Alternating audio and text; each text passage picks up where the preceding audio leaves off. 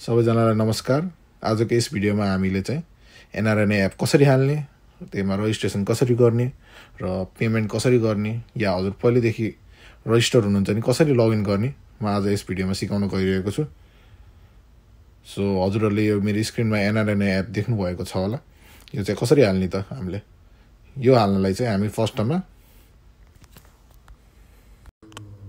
यो एप स्टोरमा जानुपर्ने हुन्छ र एप स्टोरमा गएर हजुरहरूले स्मार्ट एनआरएनए भन्ने एप चाहिँ सर्च गर्न सक्नुहुन्छ। मैले चाहिँ एनआरएन मात्र भनेर सर्च गरेको छु, तर यसको नाम चाहिँ स्मार्ट एनआरएनए हो है। सो यो हजुरहरूले डाउनलोड गरिसक्नु भएको छ भने ओपन गर्न मिल्छ, र डाउनलोड गर्नुभएको छैन भने फेरि डाउनलोड गर्नुपर्ने हुन्छ यो।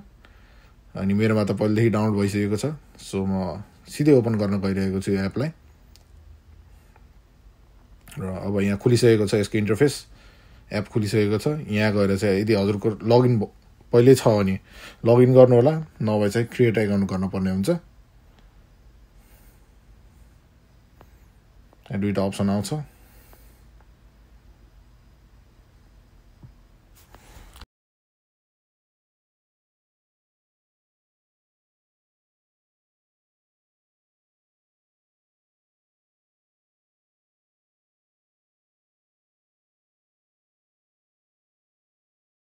सो यो एप खुलिसकेको छ र यहाँ हामीले चाहिँ साइनअप गर्ने।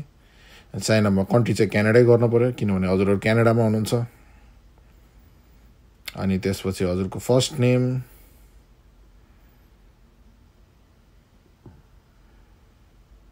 लेख्न पऱ्यो, हजुरको लास्ट नेम, अनि त्यसपछि हजुरको कन्ट्याक्ट नम्बर, अनि त्यसपछि इमेल एड्रेस, यहाँ हान्नुलाई इमेल एड्रेस हजुरहरूले युज गर्ने फ्रिक्वेन्टली युज गर्ने इमेल एड्रेस चाहिँ हुनु पऱ्यो है। त्यसपछि हजुरको पासवर्ड एउटा सेट गर्नु होला।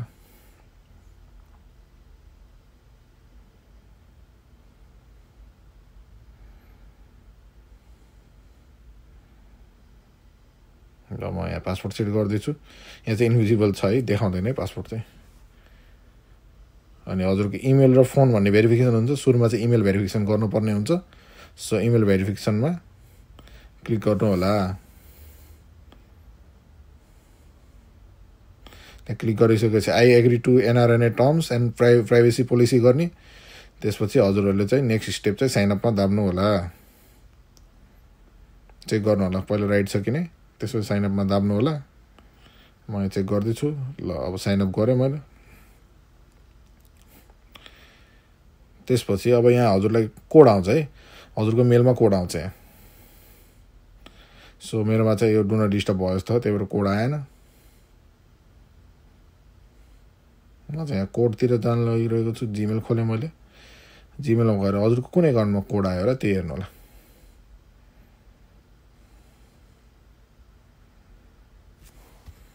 र अब यो कोड टाइप गर्नु होला यहाँ। अनि त्यसपछि हाम्रो स्टेप अगाडि बढ्छ। हजुरको जेन्डर सुरुमा चाहिँ के हो, हजुर मेल फिमेल त्यो गर्नु होला।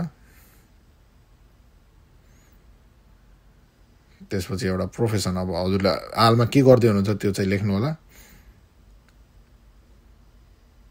म चाहिँ फ्रिलान्सिङ गर्दैछु, त्यही भएर म फ्रिलान्सिङ लेखेँ। त्यसपछि हजुरको जन्म मिति, डेट अफ बर्थ,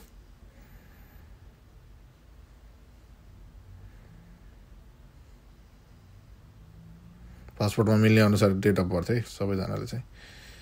त्यसपछि हजुर कुन सिटीमा हुनुहुन्छ। मेरो केसमा चाहिँ म मिसिसागा हो, तर अब हजुर यदि ब्र्याम्पटनमा हुन्छ भने ब्र्याम्पटन गर्नु होला, टोरन्टोमा हुन्छ भने टोरन्टो गर्नु होला।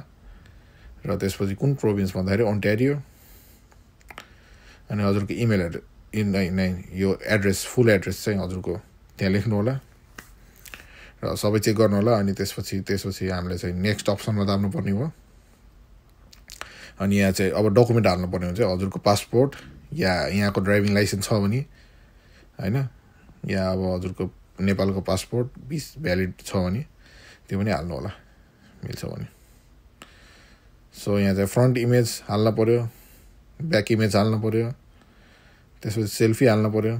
अनि हामीले चाहिँ प्रोफाइल चाहिँ हाल्नु पऱ्यो। 4वटा इमेज हुन्छ। त्यति गरेपछि नेक्स्ट गर्दा हुन्छ। र अब हजुर चाहिँ पेमेन्ट गेटवेको सिस्टममा आउनुहुन्छ है। अनि यहाँ आएर चाहिँ हामीले पेमेन्ट गर्ने पालो आउँछ। सो यहाँ चाहिँ हजुरहरूले पेपाल सिलेक्ट गर्नु होला।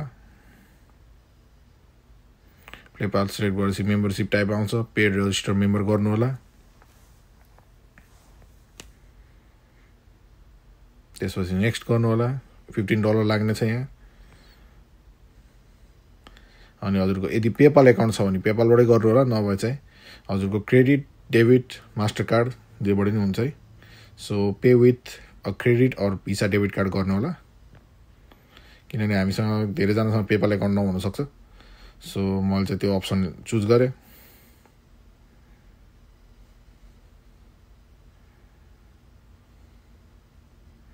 यहाँ चाहिँ हजुरको इमेल हान्नु होला, किनभने यहाँ गेस्ट चेकआउट गर्नु नि इमेल चाहिन्छ क्या पेमेन्ट गर्नलाई। यहाँ चाहिँ मैले इमेल हाने आफ्नो, कन्टिन्यू गरेँ। सो अब यहाँ चाहिँ हजुरको इन्फर्मेसन, यहाँ फोन नम्बर हान्नु होला।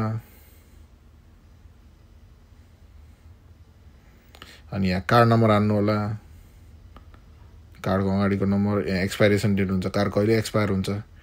त्यसपछि यहाँ चाहिँ कोड 3 डिजिट कोड हुन्छ पछाडि, त्यो हान्नु होला। अनि त्यहाँ पछि चाहिँ तल चाहिँ बिलिङ एड्रेसमा चाहिँ आफ्नो first name, last name, address, कुन सिटीमा हुनुहुन्छ, प्रोभिन्स, अनि पोस्टल कोड यो गर्नु होला। अनि त्यसपछि अब हजुरको डेट अफ बर्थ अनि अकुपेसन कि कुन क्षेत्रमा गर्दै हुनुहुन्छ यहाँ सिलेक्ट गर्न मिल्छ। यसो हेरेर गर्नु होला त्यो पनि। सो हाम्रो नेक्स्ट स्टेप चाहिँ अब हजुरले माथि चाहिँ क्रेडिट र डेबिटको डिटेल्सहरू हाल्नुपर्ने हुन्छ। अबको स्टेप चाहिँ यहाँ चाहिँ एड्रेस भेरिफाई गर्ने आउँछ, जुन हजुरको एड्रेस हो त्यो गर्नु होला। त्यसपछि हजुरको फोनमा चाहिँ भेरिफिकेसन कोड आउँछ। अब मेरो चाहिँ डु नट डिस्टर्ब भएर भित्र आएको छ। सो यही हो भेरिफिकेसन कोड। यहाँ हामीले चाहिँ भेरिफिकेसन कोड हाल्न पर्ने हुन्छ। सो यो भेरिफिकेसन कोड हाल्ने बित्तिकै बल्ल पेमेन्ट चाहिँ गो थ्रु हुन्छ है, अगाडि बढ्छ। र अब यहाँ एकचोटि चाहिँ रिभ्यू गर्न भनेर हजुरको डिटेल्सहरू दिएको छ र यसै साथ यो रजिस्ट्रेसन भएको छ। यो रजिस्ट्रेसन कम्प्लिट हुने थियो, यो प्रोसेस चाहिँ इन भएको छ। र आजको भिडियोमा यति नै।